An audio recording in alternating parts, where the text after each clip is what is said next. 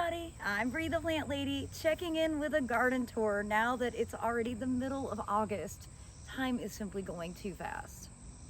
I gotta say, with all the crazy food recalls, I am really happy that I planted a lot of produce. And my harvests this year have been off the charts. Yes, I have more eggplant than any rational person should have, but you know what? We're using it. It's getting cooked and it's getting eaten, and I'm really excited to have so many jalapenos since, well, you can't eat those from the grocery store nowadays either. Actually also got lettuce started and it's germinating and growing, so soon I'll be able to have BLTs with lettuce instead of basil. So I'm really excited to show you around that we haven't had a lot of rain. Everything is looking lush and green and super productive. So I hope you'll enjoy today's garden tour. So obviously this greenhouse bed is doing great. The only disadvantage of this bed is that I have it so well caged against the deer that it's difficult for me to actually get in and access the plants for harvesting. You could see, like, I could shove my phone through here, you know, there's lots of peppers. The thing is, there's peppers planted all the way along that edge, and it's a whole process to get in there. The sesame is doing really well. You can see here it is blooming, and it's such a pretty flower. And then here you can see the seed pods all up and down the stalk. Those obviously aren't ripe yet. The cotton is doing really well. Look at how tall the cotton is. And it blooms during the day. So, and I make these videos in the evening because it's really hot out, but the flowers are beautiful, and soon I'll start to have, you can see there's like a little white flower down there. I'll have cotton balls soon. The okra is doing really well. That's the main problem. I haven't been getting in to harvest it. And you know, I've got a bunch of pods that are obviously too big. I'm just going to use those for seed and for decoration, but I've got to start getting in here and actually taking advantage of the harvest. Here you can see some really overgrown okra pods, and that's just because I haven't been paying close enough attention. Oh, there's Stanley, everybody. He's actually going to be getting fixed a week from today. I'm thrilled with how the sugarcane is doing. That's in a pot, but I have it back there because it was sort of filling a spot where I yanked a dumb hydrangea out. I've got more hydrangeas to get rid of because once we started getting rain, now the hydrangeas are dying. See that? Look at that oak leaf hydrangea there. I swear, you just cannot win when you grow oak leaf hydrangeas, or just hydrangeas in general. I'm feeling good about removing all the hydrangeas from this border this fall. And you know what? Maybe I'll just give them to somebody who doesn't have deer, because I'm tired of caging for the hydrangeas. It's a pointless effort. But I've been harvesting so much eggplant. That's to be expected because it's one of the most abundant. But also, you know, tons of peppers, tons of tomatoes, basil. The only thing I'm not doing a good job of keeping up with is the okra. And, well, I'm going to do better. Maybe I just need to train the little baby cat to be an okra harvester.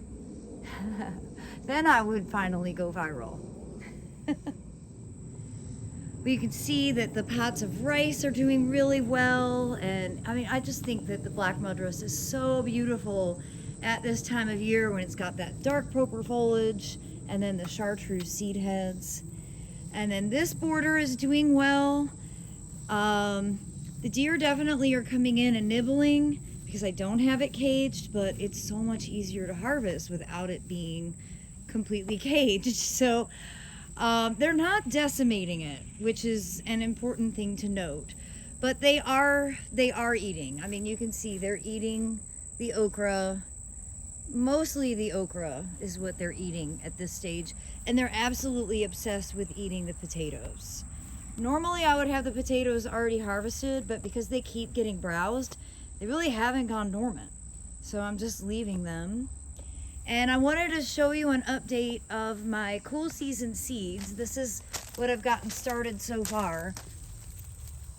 And I need to start treating with BT because that's for sure going to become a problem. But I've got Swiss chard, I've got broccoli, and cabbage. And God, I sowed the cabbage way too thick. I don't know what I was thinking. But if you're growing these brassica crops, you really have to be diligent with the BT because the cabbage worm pressure is really, really strong right now. And the tomatoes, you know, they're not the most beautiful, but they are extremely productive. And let's face it, that's the point of growing tomatoes. I harvest from these pots twice a day.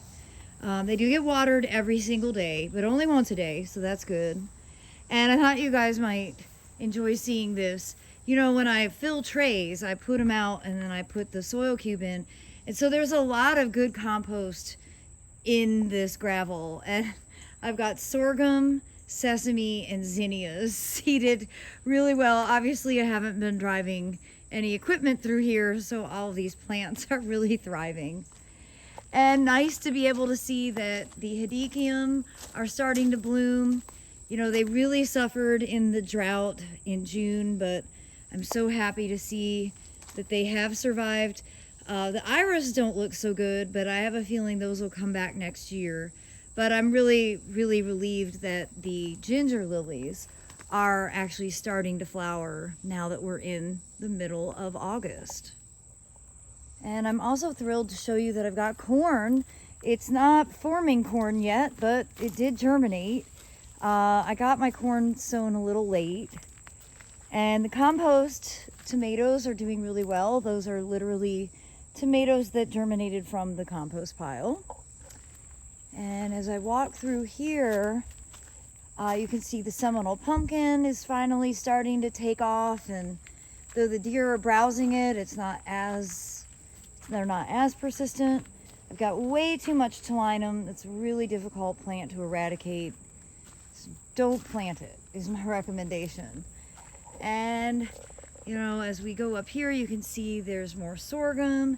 And then this bed is looking really nice. Again, more corn as sort of the focal point, and then sesame and zinnias and celosia, carrots, parsley, which I'm allowing to flower and go to seed. I'm also hoping to see some swallowtail caterpillars munching on that.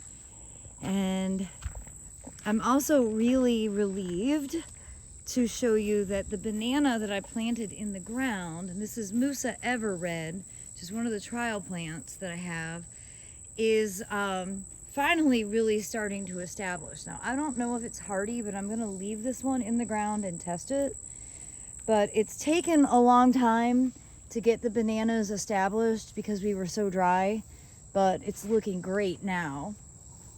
And I mentioned swallowtail, and I'm really happy to see my Ami Magus here is all, you know, going to seed, looking good. But then look right here, swallowtail caterpillar munching on that. It's in the Apiaceae family, a wonderful plant to include in your garden. Here you can see the Ami, also known as bishop's flower, in full bloom. And it really is a terrific plant to have in your garden. I feel like I just have to acknowledge how beautiful Cryptomeria japonica champagne is looking. That's one that I named. And then that Cryptomeria back there is Naptonensis. That's a more congested variegated Cryptomeria. Both of these were rooted in probably roughly 2011, no, maybe 2010, and then planted in 2012. One plant that's really suffering, significant suffering, is the Edgeworthia.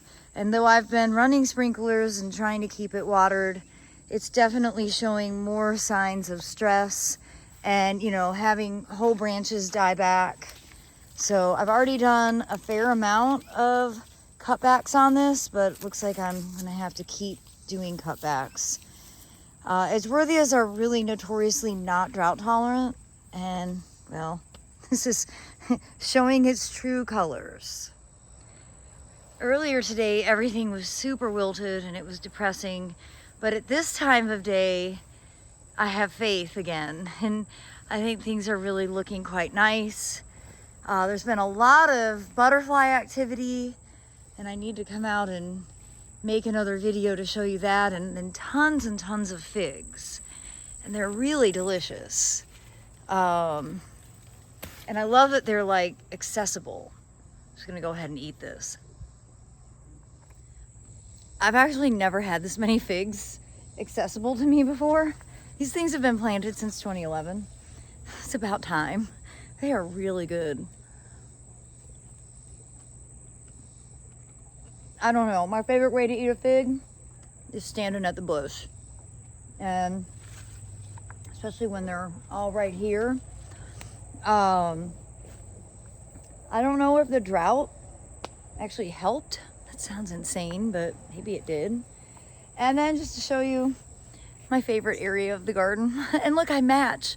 I'm wearing blue to match my blue pots, and all the succulents are just, they're just such rock stars that I just cannot say enough good things about growing succulents. If you don't want to work too hard but still have a lot of enjoyment, grow mangaves, grow echeveria, you know, go through the succulent section at your garden center and indulge. I don't think you'll be disappointed. Oh my gosh, you guys, look at how exciting. I think I have some butternut squash. Now, they're not ready. I mean, they could be. You could eat them at this stage, but I'm gonna leave them. Oh, I'm so excited to finally have, it's not completely covered, but at least it's sort of covered. I've really struggled with getting my arches. It's like one side is covered and the other side isn't. That seems to be my habit with arches. Over here, the hops are the main attraction. Hoping to see some more butternut squash. Yes, right here. I just need to go ahead and train it up. For some reason, they don't want to just grow up. But there's lots and lots of hops. I'm always worried that this is going to get a little out of control, but for now, I'm amused by it. The self-sown zinnias are incredible, and I do need to start coming through and collecting seed because there's lots of seed that's ready. And this is where I collect the seed that I sell in the spring. It's from this amazing array. Remember, these are all self-sown. I did not work hard to make this possible. I have an enormous eggplant in here that I moved, and then I disturbed this orb spider, so leave it alone for now. But I need to come and get a cage for this thing because it's huge and floppy. And lots of peppers coming. These will actually turn bright red when they're ready. And this section's been really dry. I need to water when I'm done making this video. But overall, it's really looking lush and abundant and beautiful. Holy cow, look at all the peppers on this. Again, we could use some better staking. But for now, just go ahead and do that. Try to get it trained through. That's awesome. And with all the food recalls, I sure am happy to have a bunch of my own peppers. I don't trust anything at the grocery store anymore. Plus, everything is so expensive. It's crazy. It's definitely cheaper to grow your own than to buy at the grocery store nowadays. You can see how dry things are. This is the sesame, and again, I just need to come through and water. So lots and lots of sesame seed pods though. Really great. Always so happy to have that. And you know, I do turn the seed into tahini. So when I'm making baba ganoush, I have my own tahini that I grew.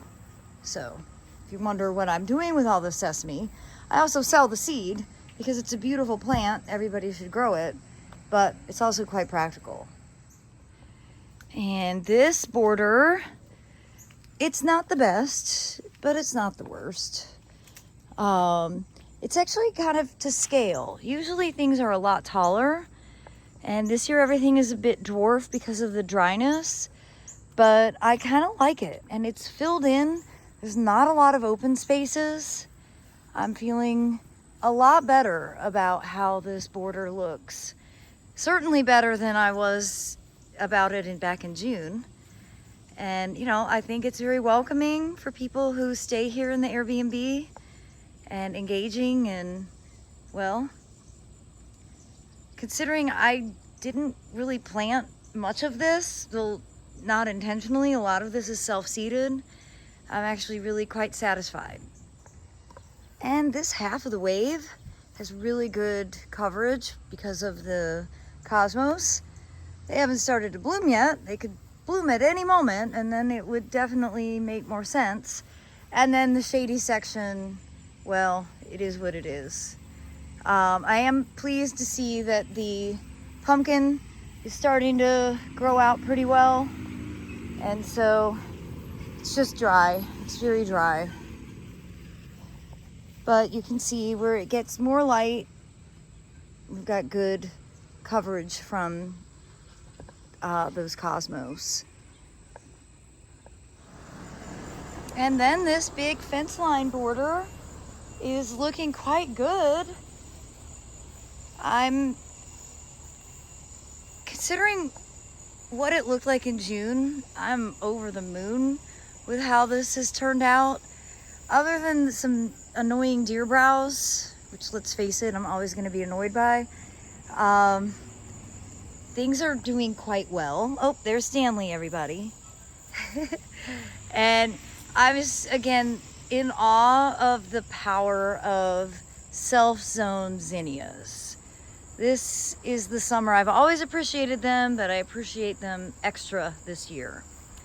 So when in doubt, toss some zinnia seeds down and then let them self-seed so that you have to work less and you get beautiful, colorful borders that look like this. Well, everybody, I look forward to sharing another update with you from the native gardens. And well, as always, thanks so much for tuning in, and happy gardening.